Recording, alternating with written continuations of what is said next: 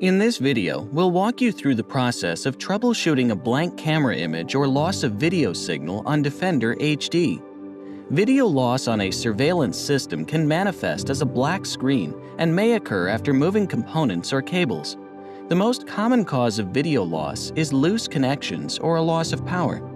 To find the cause of the issue, follow these steps. Confirm the DVR is not set to covert mode. This setting can be found in the display section of the parameter menu. Enabling covert mode turns off the camera display, but the camera will still record as shown by a red M or R icon on screen.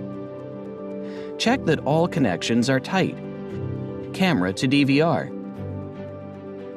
Camera to power splitter. Power splitter to power adapter. Power adapter to wall outlet. Unplug the camera from power and plug it back in.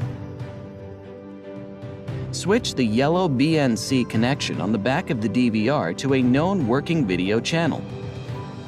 Remove the camera and power adapter from the 4-way power splitter.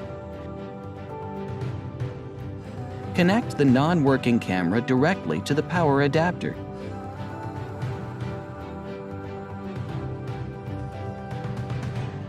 If the camera view is still blank, please reach out to our customer experience team for further assistance.